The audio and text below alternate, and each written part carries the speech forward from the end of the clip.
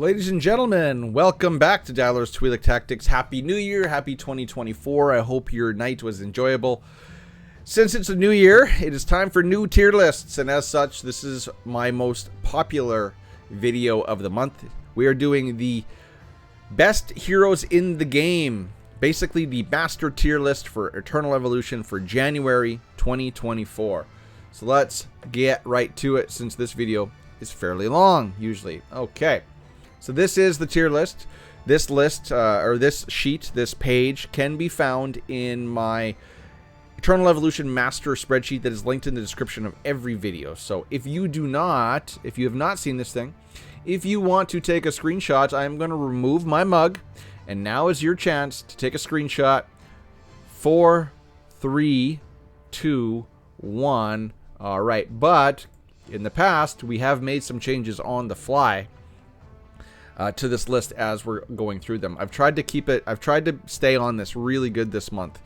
We have a lot of new entries into this this month with all the collab units. Now, I am going to drag this across. Okay, so right now, if you're wondering why is this hero not on this list, let's move my head up here. If you're wondering, oh, I don't see this hero, why? This is why. Because, you know, there's only so much room on the spreadsheet, and there are some heroes that you're just never going to use with the way that the game has evolved and developed. So these heroes, the game is going to feed you, say, like Oak, Karma, Langel, Hercules, Ornn, really, really quick at the beginning of the game.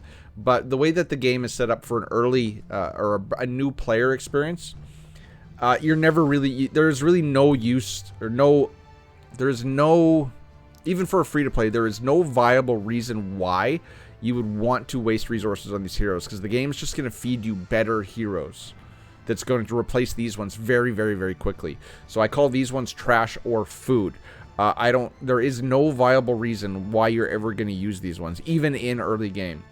Now, these ones you will possibly use at early game, used only at the beginning game, if you get them. Now, like Randall, he can be a decent assassin. Omar, decent energy. Loran, you are definitely going to use at the beginning game, because you're going to be limited on healers, and the game is going to give you him once you complete Soul Mines level 30. Queet, he's going to be a tank that you're going to use. Nagrama, if you get him, you can use him in Sincero Marsh.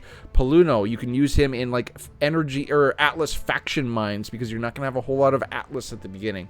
Xander, he's a hunter. You could possibly use him where you want to use a hunter. Old John, he's a little bit harder. I don't know how you're going to get him unless you put him in your wish list, but he can fill a role early, but then you're very quickly going to dump these heroes. And then these ones, these are triple S.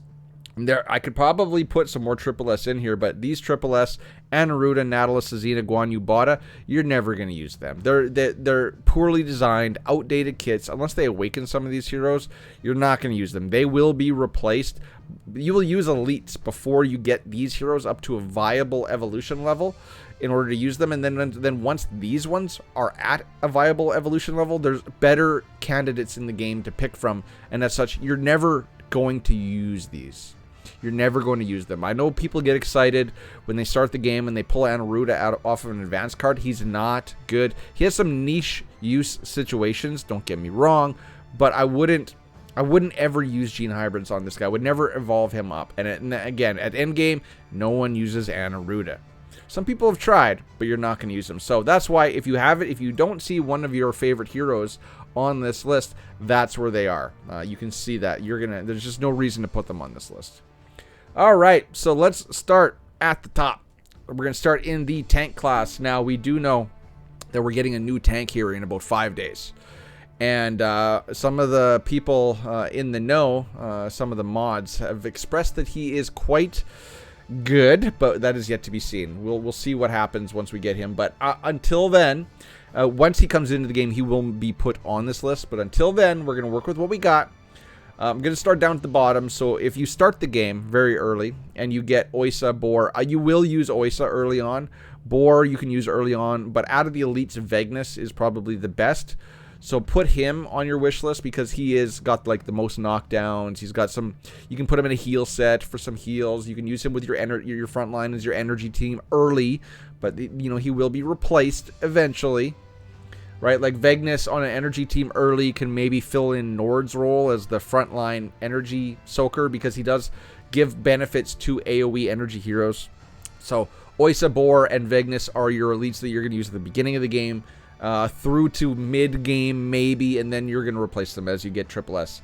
Zeta, now Zeta, you know, you can get her from, like, you can get her from the selector card you get in Hero Rally. You can get her, they sometimes put her in Endless Battles, the store. She's always in the chip shops. But Zeta is going to be the weakest of the triple S heroes. She does, for the longest time, we called her the best actual tank in the game because she's got a lot of survivability, and you can build her in like a crit build in order to get some decent damage out of her as well.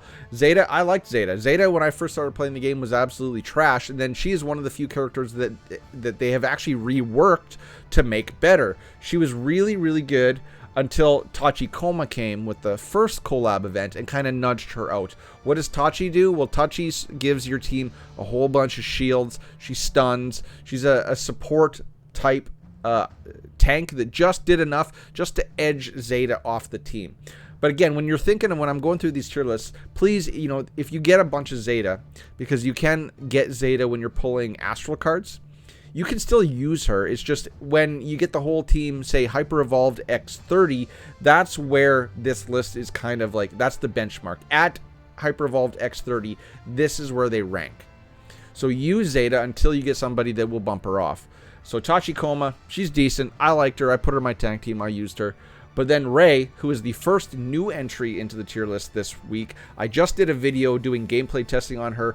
I don't really have to say too much about her. She is a very beefy, survivable tank that has a bunch of healing in her kit, which is what the tank team needs, because Pandemonium can be squishy, kind of squishy, right? And if Pandemonium dies, your team dies. As such, Ray does a really, really good job supporting your other tanks while also doing decent damage. Like, she can keep up with these other tanks in damage when she's X30 Hyper Evolved. And now we're going to get into the 2A and 2B. I'm still lumping Teresh and Wamagon in together. If you saw my Hyper Evolved list, which is out at the same time that this video is out, if you watch that first, I did say that Wamagon and Teresh are really good tanks, but they do have some plug and play, but Teresh has a little bit more plug and play viability outside of tank teams, which is why I have to give the number 2A spot to Teresh. Wamagon, he's a really good damage dealing tank. He can hit really hard. He's got a lot of survivability as soon as he gets into dragon form. He's a really cool tank. He was really awesome. I love his art style and stuff, but he is not as plug and play as Teresh as such. And Teresh, you can kind of live without Wamagon on a tank team. I don't know if you can live without Teresh, because Teresh, he will buff up all the melee damage, which is all tanks do. His throw, you know, Teresh is, with his own defense mechanics, can live a lot longer. He gives big old HP boosts to 2 members on his team. Teresh, easily number 2A. Wamagon, easily number 2B. Now we get to the top spot, which is once again held by Pandemonium. Why? Because without Pandemonium, you don't have a tank team. You know, Pandemonium is not as plug and play as any of the other tanks, but if you want to actually have a viable tank team, if you don't have Pandemonium, it doesn't work. Pandemonium is what gives all of the damage to all, well, a lot of damage and CC and knockdowns to all of your other units, which is going to be the bulk of your team's damage. All right. Okay, so Pandemonium easily, even though he's not plug and play, still gets the number 1 spot, because without him, you don't have a tank team. Going on to supports. Okay, so this list may change with the addition of Awakened Rez, who is probably coming with this next update as well with the tank. So Serena's still really, really good healer. You're only really going to use her though at the beginning of the game, because the game is going to feed you lots of Serena. She is going to be your first healer. And she's still a good healer. She's an AoE healer. She can heal the whole map. She has an AoE defense up. So you will use Serena everywhere until she is replaced. Mazrani used to be the GOAT. I once made a video saying that he was my favorite hero in the game because he was on every team. He buffed attack. He gave shields. He did AoE healing. He just did so much healing. And for the longest time, I said Mazrani was the pure healer. And in fact, out of all of these, the top 4 after him, he probably is still one of the best actually like healers doing actual healing in the game. So he's firmly in the middle, but to be honest, once you get Purin, which you might not ever get Purin if you never got a copy of her, once you get Fiona and Miranda, they're going to be your primary 2 healers, because the game has kind of transitioned away from needing pure healing to needing support type healing.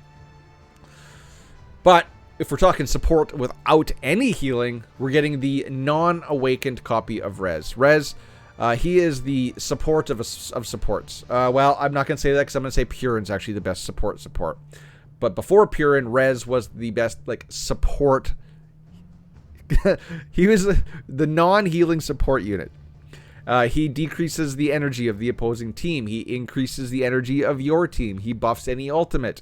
He's got a lot of survivability. He's just really, really good. He's been really, really good since the game launched, and he is still viable. I am excited for his awakening. I think that his awakening is going to put him...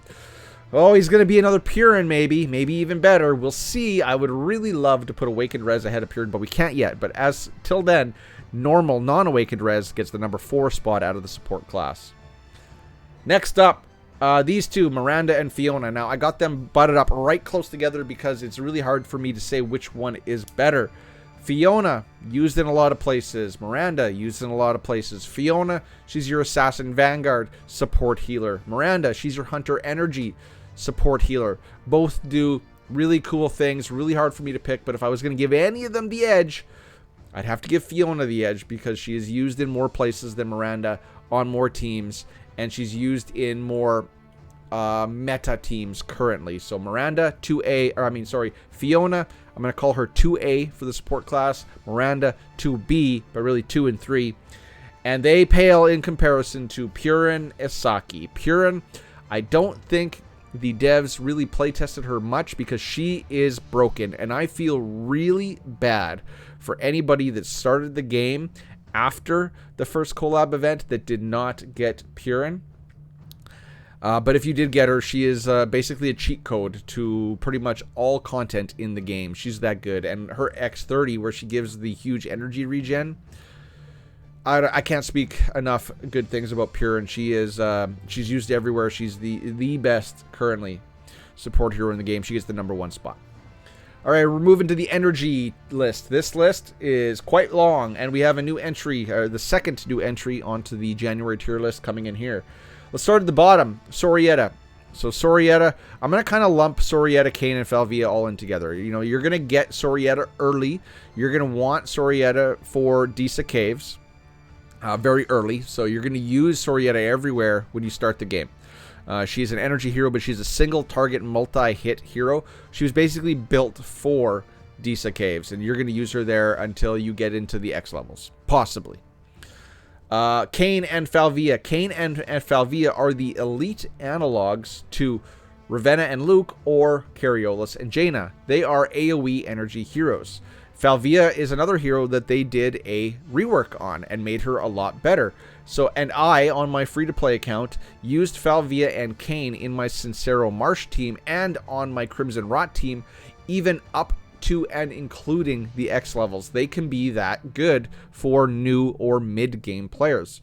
So they are, even though they are at the bottom of this list, I do have to still give them their praises. Now, the way that the energy class kind of works is that Ravenna and Luke are basically the triple S versions of Falvia and Kane. I will say that Luke was built more for PvP, and Ravenna was built more for PvE. If you get these heroes early, you can still use them up to endgame. You're going to replace them with Shinji, Cariolis, or Jaina, but they are still decent heroes. Luke does really, really good work in Sincero Marsh X level 1, 2, 3. Just throwing that out there. He does really well there, but these two, like I said, the best way I can explain it is they are the mid-tier energy heroes. They are the SSS analogs to Falvia and Kane, but then you will replace Ravenna and Luke with Jaina, Cariolis, and Shinji as you get them. Now, I know Shinji, being a collab unit, is only available for another 3 days, so I hope you get him. The game did give you him for free if you played the collab event, so you should have Shinji. And Shinji does have the ability to do a lot of damage, but he does, as an EVA unit or as a collab unit, he does kind of lack the fact that he isn't in one of the factions, that is Atlas, Terran, or Wenfear, and as such, he does not get any bonuses from their trophies. The collab units do have their own trophies, but they are limited. So I will say that a newer player will get a lot of mileage out of Shinji if you build him. Newer to mid-game players, you can use Shinji anywhere that you have energy content. He does dish out the damage. He is quite decent, and I do have videos up showing his build, how to build him, and his gameplay. So Shinji is good, but I could not give him the same regard as Cariolis, Jaina, or Nord, because he's never going to be them. He is a very, very good substitute for them until you get them up and running. Now, the top three energy. You could make an argument for any one of these three, Nord, Cariolis, or Jaina, to be 1, 2, or 3. The reason why I'm putting, and I'm going to say that all three of these do have a lot of plug-and-play capability, even outside of an energy team. But if we were just going to talk about just in the energy team, I kind of still have to give Nord number 1 because he is the frontline unit. Without a good, well-developed Nord on your frontline, your energy team is just not going to work. It's just, against equivalent energy teams, it's just not going to work. Plus, Nord is plug-and-play everywhere. You know, his kit was broken, which is why they stuck him behind a paywall forever. Nord still gets the number 1 spot. Now, the reason why Cariolis gets the number 2 spot over Jaina is because he is the one that single-handedly killed the tank team counter to energy. If you have Cariolis, he will stomp on tanks. He will nuke tanks. He is what made energy a good, viable PvP team in their ability to kill tanks. And I use him in my story team because he's got a lot of true damage in his kit. You can put him with a Vanguard team to help mitigate the tank counter to Vanguards. I think where Jaina does much more damage than either of these two, and she's plug and play everywhere where you need a lot of damage, Cariolis just does a lot more. He does more different things. And having a one unit that can do different things in other places versus just do damage is going to give Cariolis the edge. So if I was going to rate these three, I would call them 1A, 1B, and 1C. They're all great. All three of these are great. It's going to be really hard to supplant the top 3 energy heroes. Hunters. Okay, Hunter is probably the most useless class in the game, unfortunately. Bot Mark II. You're going to use him everywhere in the beginning of the game. You're going to use him even in, say, like Disa Caves X level 1 and 2. He is a single target, multi-hit damage. He is the elite version of Emma and Rebecca. He is the elite version of them, but he just does not do what they do. You will use him at the beginning game, but then you will eventually drop him for these other hunters. So he's at the back of the pack, but he's still on this list because he still gets used. Moriami and Pragor. Oh man, I am Moriami. I remember right when I got these units up to their highest potential, and they had the hunter team was rocking. They threw Teresh into the tank team, and it killed the hunter counter to tanks. They didn't want hunters countering tanks. They wanted energy countering tanks. Now, Pragor and Moriami, where they were really, really good early on, if you could get the Moriami, was really exclusive and hard to get. And I X30 hypervolved her the minute I got her to Immortal. But now, there's really no reason why you would want to use these heroes over others once you get them up to significant levels. But say you don't have an Arcadia, and we'll say Arcadia. Say for some reason you don't have Arcadia. You can sub in Pragor early game, because when you play Twilight Lands, the game is going to feed you a lot of SSS selectors for Nautilus or Pragor. And I think Anaruda's in there too, but no one wants Anaruda. You can pick Pragor. You can get her up to Immortal fairly quickly playing the game. And you can use her, but you will only use Moriami and Pragor early on, and then you'll eventually never use them. Moriyami's, even though she's a little bit less hard to get, you can get her in endless battles, I do believe. Somewhere else. I can't remember where else they put her. She's available in Summit Arena, and I think they put her in the Endless Battle Store, which is where I was getting her. But she'll come in and out of the Endless Battle Store. Anyway, she's somewhere else. I can't really honestly tell you guys to go for them and focus on them because they're just going to get replaced. Taylor still gets a decent spot on this tier list. He is an elite hunter, and you are going to use him for your first 3-4 months playing the game. Taylor was the best hero in the game when the game launched. Well, most used hero in the game when the game launched, probably. He's going to be your primary damage dealer until you get Dan up and rolling. Taylor, very, very good. We're even using Taylor today still on some endless battle fights. So Taylor does definitely have a spot on this list. If you're a new player, you're going to get him really quickly, and you're going to get him up to Immortal really, really quickly in the first month of the game if you're playing optimally. Emma is only here because she was the queen of the game for damage. She was the damage dealing queen when the game started. At launch, she was a pre-launch hero. She came with the game. She just doesn't put out the deets. She is a weaker copy, or she's a better copy of Botmark and a weaker copy of Rebecca and even Mari, Eva 8. If they awaken Rebecca, though, look out. Things might change. But, you know, unless they give her a bunch of stuff in her kit that helps hunters, I don't know why she would replace, maybe she'd replace Arcadia. But I think they should make her the attack speed battery and the damage nuker in her awakening, if they do awaken her. And she has got to be on the slate for awakening, because I can't imagine any other hero in here other than maybe Ryzeris is too new. You can't awaken her. I think Emma, for now, don't put any resources into Emma. Just get her unlocked. Use her. The only way you're going to get her unlocked is from your Hero Rally SSS selectors. And you get those selectors when you pull on a Hero Rally and you get it at 500. I would recommend getting a copy of Emma from that selector, but you're probably going to want to use it on Daniel, if I'm being honest. Daniel's probably the best hero to get out of that selector.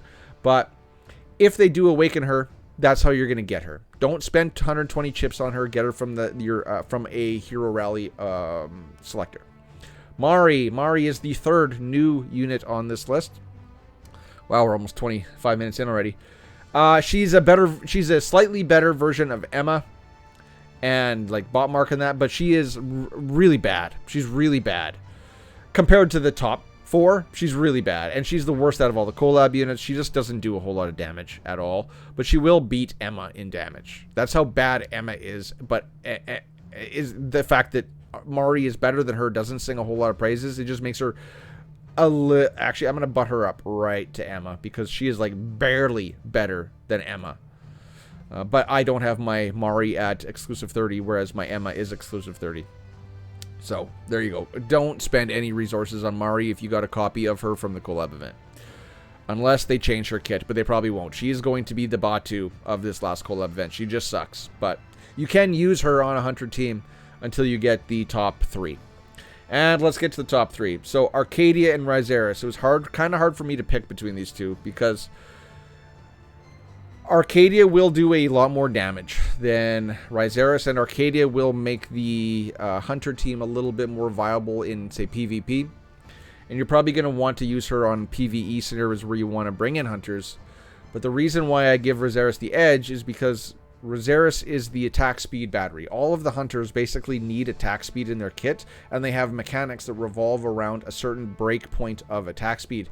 And a lot of times you need 600. And just having Ryzeris on the team is going to give all your hunters 200. So then you're going to get 250 from a Unleashed set. So that's 450. So then you really only got to make up that last 150 through prototypes and gear. So without Ryzeris, the hunter team kind of falls apart a little bit, which is why Ryzeris will get the hard number 3 spot. Arcadia came after Ryzeris. She does a lot more damage than Ryzeris, but she you can replace Arcadia on a hunter team possibly, but you can't, in my opinion, replace Ryzeris. So Ryzeris number 3, Arcadia number 4. Rebecca easily number 2. She is the best the best hunter after the SP, who is in first. You see Artemis is in first. I'm not going to say too much about Artemis. She's an SP. Once she gets up to max, like hyper evolved, exclusive 40, Artemis is the best hero currently in the game. She just is. As such, she's got the #1 spot for her class. Rebecca, she's your biggest damage dealing hunter. You can mix and match her outside of the team. She's also a support for the hunters, as she supplies all of their shields to make them less squishy, because all of the hunters are really squishy. As long as they have those shields, they're good to go. They can take the hits, but as soon as those shields drop off, they die. As such, you need her. She is mandatory for a hunter team, even though hunters, again, I'm going to say it, are the weakest class currently in game, unless you have Artemis, which means you spent $3,000. All right, let's shuffle the noggin up to the top, and let's move on to Vanguards. Okay, very, very interesting for me to do Vanguards this month. Let's start at the bottom. Artis. You're going to use Artis everywhere in the game. He's going to be your frontline unit along with Leo. If Leo is still the week 1 hero, you're going to use Artis and Leo as your frontline. You're going to use Artis everywhere until you don't need him any longer. Crete. You are not going to have any reason to even get a copy of Crete unless you want to get him from the SSS selector from Hero Rally as well. But I would say that they might awaken him, but since they awakened Leo, I really don't see Crete being awakened anytime soon. So there's no real reason for you to go for Crete as a new player starting this game, or as a mid-game player. He does not bring enough to the team. He is a defense-based Vanguard. He scales his attack on defense, and yes, you can make him into a meat shield, and he's got some interesting stuff, but he just doesn't do enough to warrant any spot after second to last in the class. Na Feng. Na Feng is an elite, and he's better than Crete. Why? Because he buffs the attack of your top 2 Vanguards, and he buffs damage reduction. I think damage reduction might be his X30, but you know, you can do things with Na Feng that you can't do with Crete or Artis. As such, that's why he is probably the best elite even though there aren't a whole lot. There are only 2. There are only 2 elite Vanguards in the game, and Na Feng is going to be the better of them. So Na Feng gets his spot here. Now, Leo, the Leo controversy. Yes, I do have Energy Leo above Awakened Leo. And I don't know if I have to say the reasons why. There are probably at least a dozen videos on YouTube right now explaining why you should not awaken your Leo. That awakening him actually makes him less viable than Energy Leo. So until they fix him, I will move him once they do. But until then, Leo is the worst SSS Vanguard, even though he's SSS plus. And then Energy Leo is only directly after him and not ahead all of the rest, because all of the rest are proper Rage Vanguard heroes. And the Vanguard class in general has been totally revamped to rely on Rage for, say, like Endless Battle content, Twilight content. And they could just... It's become the linchpin of what makes good Vanguards, is this Rage mechanic.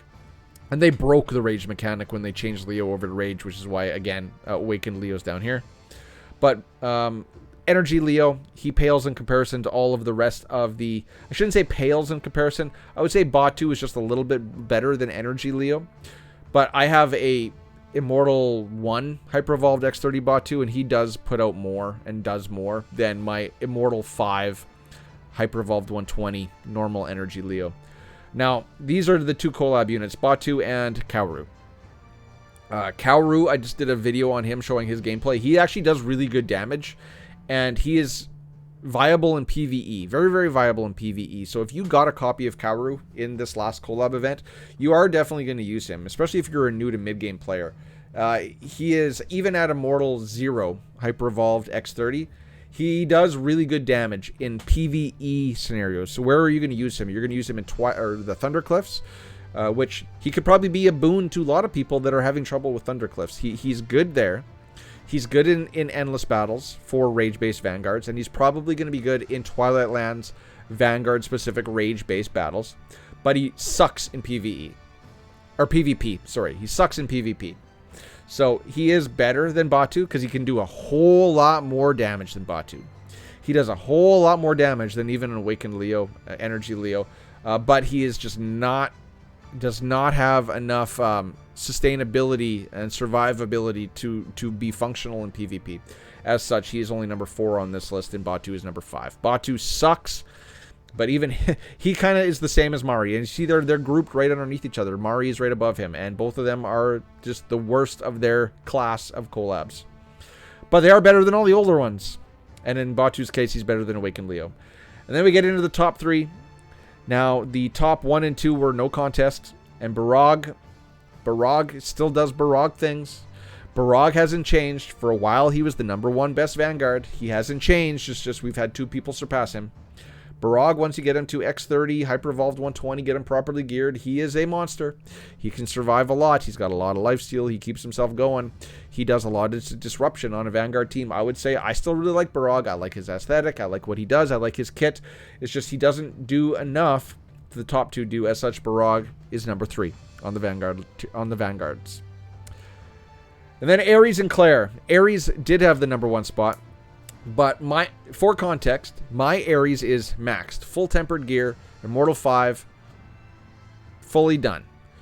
Now, he will do better than Claire in, say, certain fights. Single target fights. He'll do better in Thundercliffs. He was made to beat Thundercliffs. But Claire does more survivability, or does more on like an AoE fight. She'll do more. Claire, once she's and my Claire's Immortal 0, and she does almost better things than my maxed Ares. As such, I kind of have to put Claire at the number 1 spot now, because I can only imagine once she gets up to Immortal 5, she's untouchable. She's a god. She's the current god of the Vanguards. Until they fix Awakened Leo, and then as like Daniel, Awakened Leo should be number 1 of the Vanguards, but he's not. So, number 1 is easily Claire. If you can get her, she is going to be the best current Vanguard in the game for January. Ares is absolutely awesome, but he will only get number 2 on this tier list compared to Claire. Assassins! Okay, Assassins. Assassins is also an interesting class to talk about. Down here at the bottom, Rakana and Bailey Hudson. There is no reason in-game currently to go for Bailey Hudson. If you are a new player to this game, Bailey Hudson used to be the best hero in the game at launch. At launch, you know, he was better than Emma, but he was really exclusive. The only way you could get him was by buying him for $100, which is how I got him first, or saving up a ludicrous amount of resources to get him in hero rallies. Rakana, though, due to his innate high attack speed on basic, Rakana can be used.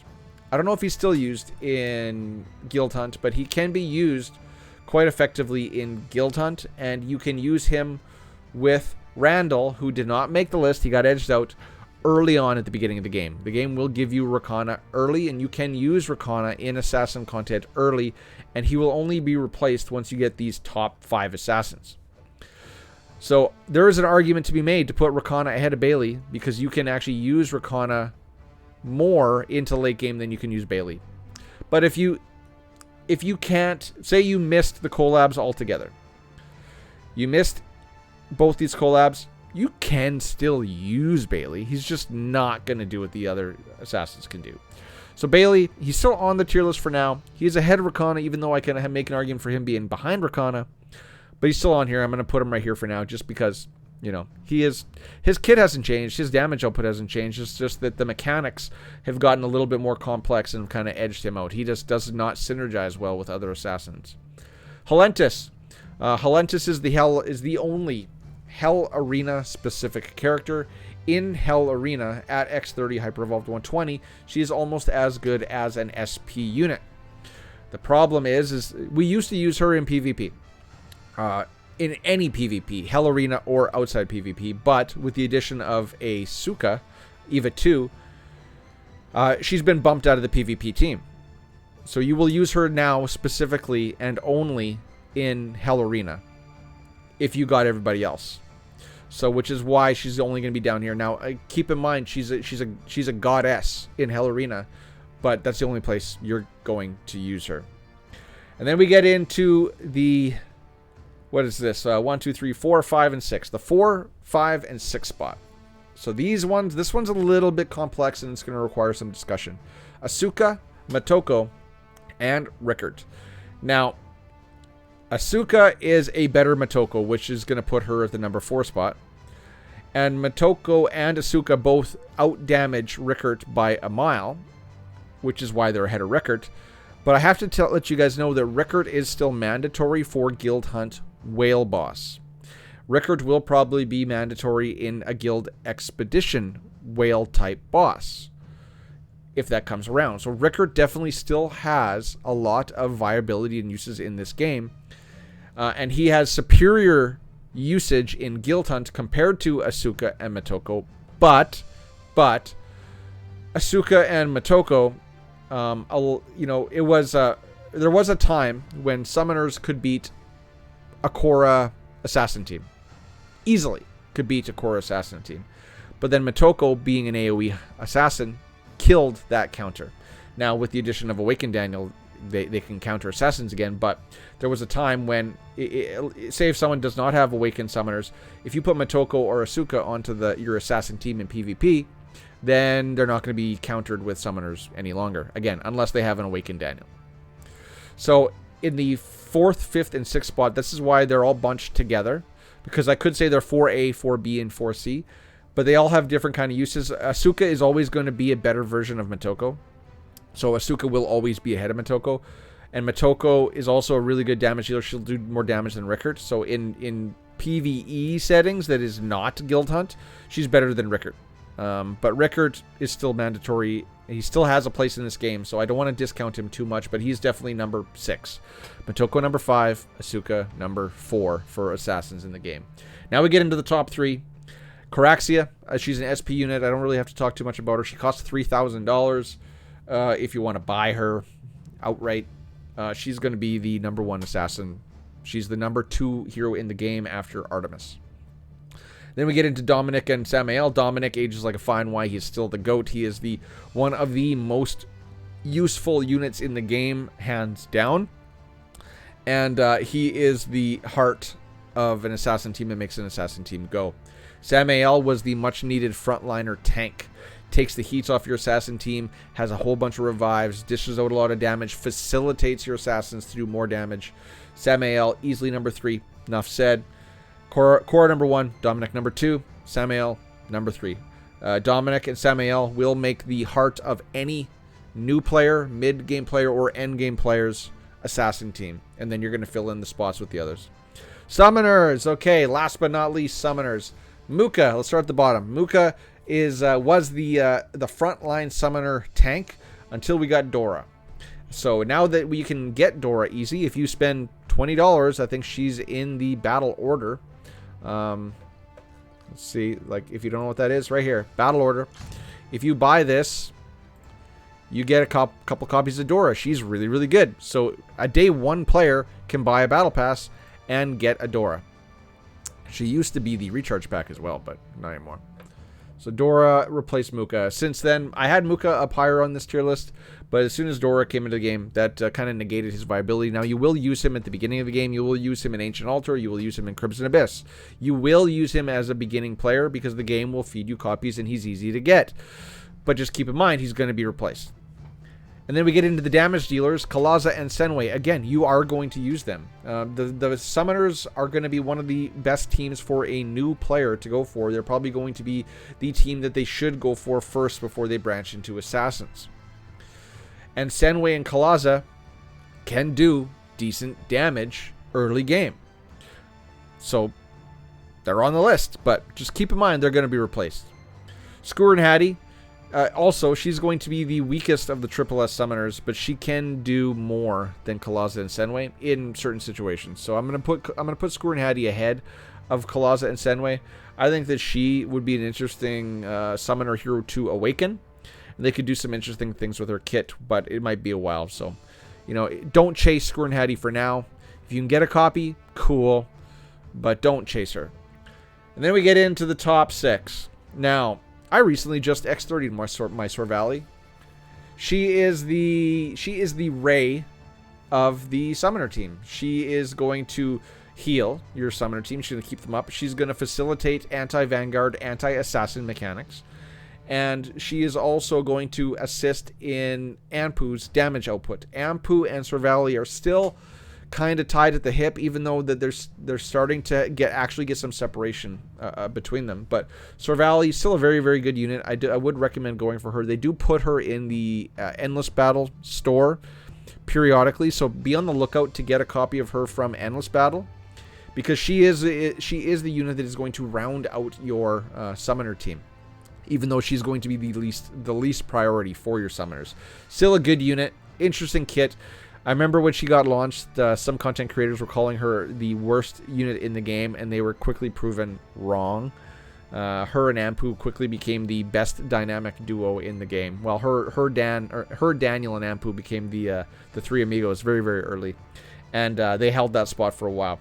So Sorvali's still a good unit. I'd say she's middle of the pack for summoners though, but definitely after Squirt and Hattie, the weakest Triple S. And then we got two Daniels on this list. Now, non-awakened Daniel is going to pale in comparison to the top people, or the 4 people in front of him. As such, he only gets number 4. Not going to say too much about him. He was the second hero to come to the game after launch. You all know his kit. He's still a very, very good unit for new players. I would recommend that everyone go for him, especially since they've added Awakening to him. But the non-awakened version of Daniel is only... He only warrants the 5th best spot on the summoner tier list, or summoner class tier list. And then Doralee. Without Doralee, you don't have a frontliner, right? She is also going to facilitate the summoned creatures and the summoner's damage, but her main shining point is her ability to frontline tank for your summoners. Before Doralee, I was using Oysa. I used Oysa right up until Doralee came into the game.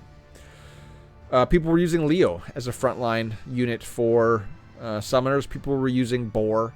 People were using a lot of different things, but Doralee definitely cemented. She was built specifically for that role, and as such, there isn't a summoner team that is complete without Dora on your team, and as such, she is the number 4 best summoner in the game. And then we get in the top 3: Daniel, Sif, and Anpu. Anpu, Sif, and Daniel are your damage monsters. Now, they're basically ranked in order of damage dealt. Daniel does the most damage when awakened 5 or higher. He gives attack to your summoners. He brings CC to the summoner team. He does a lot of good things. Sif is just a pure damage monster by herself. Her Gobo is going to be a frontline tank unit. I think it's Pebbles that spawn off a Gobo are going to feed Anpu's damage. Sif also gives huge attack buffs to summoners and summon creatures. So Daniel, easily number 1 just on damage output alone and what he brings to the team. Sif brings almost as much to the team. She was number 1 until Daniel got awakened, but she's now number 2. And then Anpu ages like a fine wine. He just scales every time a new summoner comes into the game. Sometimes his damage output will be 1st, 2nd, or 3rd, depending on the kind of fight. His kit is awesome. It's aged like a fine wine. Again, I know I say that too much. You got a lot of CC in his kit. Just a huge damage monster, able just to do so many good things. So Daniel number 1, Sif number 2, Anpu number 3. Anpu is the face of my channel because I use him for most of my entries, or most of my intros. Oof. Okay, we did it in 43 minutes. That's not too shabby. I'm going to wrap it up right there, ladies and gentlemen. If you have any comments, questions, or concerns about this list, I will remove my face once again. Oh, wrong ones altogether. I will remove my head so you can take a screenshot, because we did make slight adjustments. We didn't do any moves. We didn't do a whole lot of shakeups. We made some slight adjustments while we were discussing. 3, 2, 1. There you go. There's your chance. And keep in mind, it is available at all times in the master spreadsheet, which is linked in every one of my videos. Tell me what you think of my tier list. Tell me what changes you would make to my tier list. But keep in mind that the final rankings are basically at endgame. So yes, I know, if you're in mid-game or beginning game, this unit, much, much better. But you're probably going to be saying something like, Taylor is awesome. He's out-damaging my my Rosaris, but Rosaris probably isn't at her full capacity. But regardless, tell me what you think down in the comment section below. Obviously, the safe word of the day for the video is going to be tier list. If you put tier list in your comment at the beginning, I will know you made it through 45 minutes of listening to me ramble about heroes. But I will also thank you profusely. I will heart your comment, and I will, be thankful. I will be thankful that you made it to the end of this video. So, tier list as the safe word of the day. Tell me what you think of my rankings. Tell me where you would have placed them if you could change it in any way. Happy 2024. Happy New Year, everybody. I will see you. I'm still here. I'm not going anywhere. I'll catch you in the next one. Cheers. Peace. Bye-bye.